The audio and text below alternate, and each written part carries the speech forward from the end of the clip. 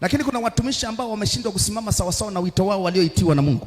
But there are some servants that they are not standing according to their calling. Watumishi wa namna hiyo ni grupu lingine.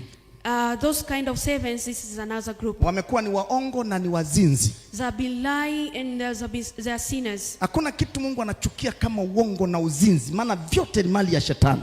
There is nothing that God hates the most than lying and doing adultery, because all of that comes from the devil. Wengine wametembea na wake za watu. Some of them they slept with some wife of other people. Wamefanya dhambi, wanatembea na wake za watu na wao ni wanajiita ni watumishi. Wameacha njia ya Mungu, wamekuwa waongo, wamekuwa wazinzi, wanaharaa wake za watu, wametembea na wake za watu kwa muda mrefu, na wengine wamefarakanisha ndoa kabisa, ndoa zikafa, lakini wao kama wanatembea nao. Hiyo ni laana mbaya. Ole wako singezaliwa. And lucky to the pastors that used to sleep with the wives of our church members. And some of them, they even bring a conflict between the marriage and break the marriage apart. They'll be lying, they'll be sinning, and they still call themselves servants of God.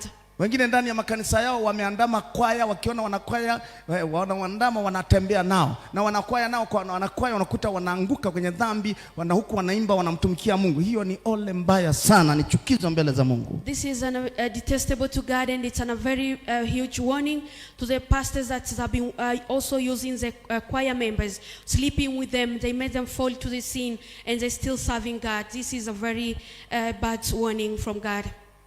Watumishi wanavunja ndoa za watu. Pastors, they break some people's marriages. Na bado wanajiita ni watumishi wa Mungu. And they still call themselves servants of God. Mungu anaambia ni chukizo baya sana. God says this is a very bad, detestable in his eyes. Mungu atusaidie. May God help us. Bwana kanaambia hiyo ni ole.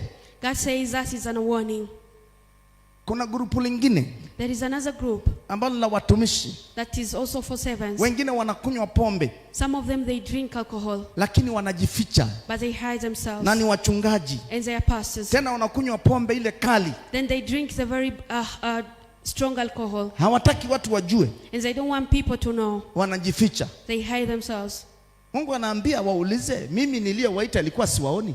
God is asking, he's telling the man of God to ask you, do you think that God who called you doesn't see that? Mungu anaona au haoni? Does God see or not? Jambo hilo ni baya. That is very bad. Na ndani yao wanapenda uchungaji. And inside them they want to be pastors. Kiu ya pombe haijawatoka. The thirst of drinking have not left them. Wanapenda uchungaji. They want to be pastors. Tabia ya uzinzi haijawatoka. The behavior of adultery have not left them. Hawajafa ndani yao. They have not died in them. Wanapenda uchungaji lakini viburi vimewatesa. They want to be pastors but they are being arrogant. Wanataka waonekane ni watumishi lakini ni wazinzi, walevi, waongo. They want to be seen as pastors but they lie, they do adultery and they sin. Akimwona mwanamke mbele yake anashindwa kustahimili. Once he see a woman ahead of him, he can't tolerate it. Hiyo ni roho kamili ya kuzimu. That is a spirit completely from hell. Mungu amekuitia roho za watu, alafu leo unamuona mwanamke ama mwanaume, ukimwangalia namna unashindwa kustahimili, unataka uzinzi. God called you for the souls of people, but once you see women, you can't handle yourself, you can't keep it on yourself, you want to sin. Ni kitu kibaya, bora usingeitwa. It's very bad. It's better if you wouldn't have been called. Baya ni bora usingemjua Kristo. It's very bad. It's better if you wouldn't have known Jesus Christ. Mungu atusaidie. May God help us.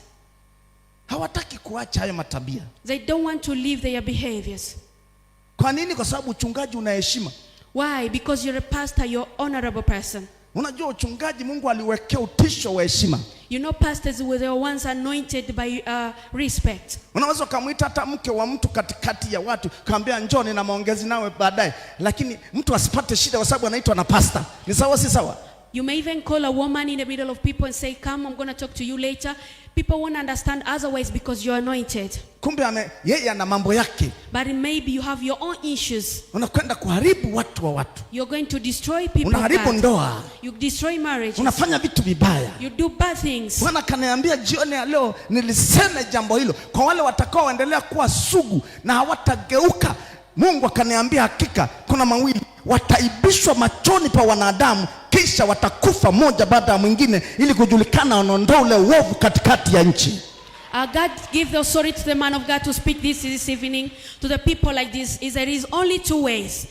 Either you stop, or you're going to be ashamed, or you're going to die and the people are going to know what you did. Ni jambo zuri ni baya? Is it a good thing or bad thing?